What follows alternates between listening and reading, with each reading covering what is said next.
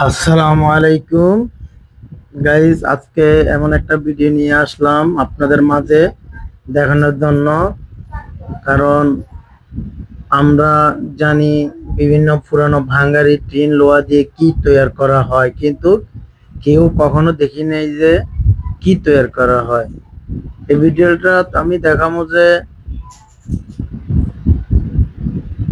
যেসব লোহার ফ্যাক্টরি গুলা দেখেন কিভাবে পুরানো টিন লোহা গলিয়ে নতুন রড বানানো হয়, তা দেখানোর জন্য আপনাদের মাঝে একটা ভিডিও নিয়ে আসলাম। ইনশাল্লাহ আশা করি আপনাদের কাছে ভালো লাগবে এবং আপনারা পেজ ফলো করে লাইক কমেন্ট শেয়ার করবেন। দেখবেন আরো ভালো ভালো ভিডিও আপনাদের মাঝে আমি নিয়ে আসতে পারবো। এই ভিডিওতে দেখানো হচ্ছে, দেখুন পুরানো মালামাল দিয়ে নতুন রড কিভাবে বানায় বা নতুন মাল কিভাবে বানায়। এটাই হলো একটা লোহার ফ্যাক্টরি। আমরা এই ফ্যাক্টরিতে লোহার হাঙ্গারি মালামাল দিয়ে থাকি।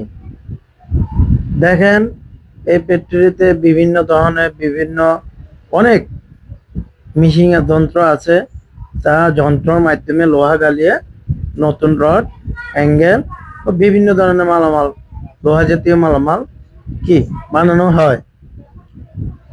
তা আপনারা যারা দেখেন নাই তার এই ভিডিওটা দেখেন। প্রথমে এগুলোকে লোহা স্ক্র্যাপ মালগুলোকে আগুন দিয়ে গলিয়ে ফেলে, গলার পরে কিভাবে অন্য মেশিনের সাহায্যে নতুন মাল বানানো হয়।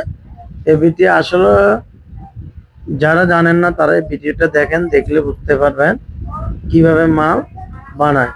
দেখুন বিশাল একটা মেশিনের সাহায্যে লোহাগুলোকে গলাচ্ছে, গলায় কিভাবে অন্য মেশিনে ঢেলে দেয়, ঢেলে দিয়ে কি ওইখানে একটা ভিটের মতন তৈরি করে।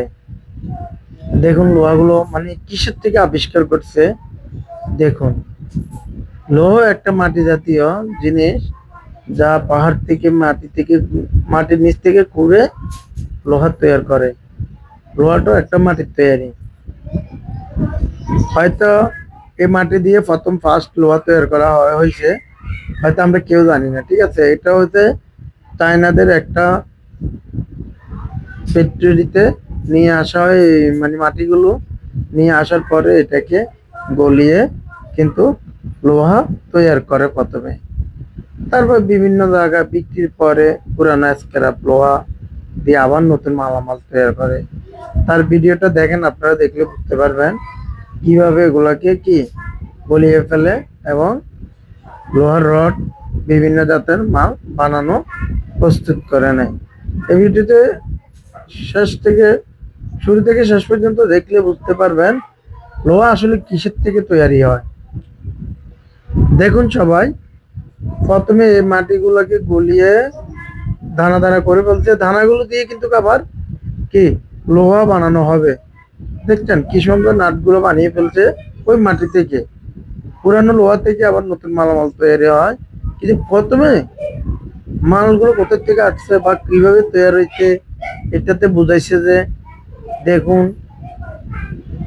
এরকম ভিডিও দিলে আপনাদের থেকেও ভালো লাগবে, আবার আমিও ভালো ভালো ভিডিও কি আপনাদের মাঝে নিয়ে আসতে পারবো। দেখছেন লোহাগুলো গলানোর পরে যখন বের করা হয় তখন আগুন হয়ে যায়। ধন্যবাদ সবাইকে, আসসালামু আলাইকুম। আমাদের এই ভিডিওগুলো লাইক কমেন্ট শেয়ার করে ফলো দিয়ে আমার পাশে থাকেন। আমি আজকে ভালো ভালো ভিডিও আপনাদের মাঝে দিতে পারবো। ধন্যবাদ সবাইকে, আল্লাহ হাফেজ।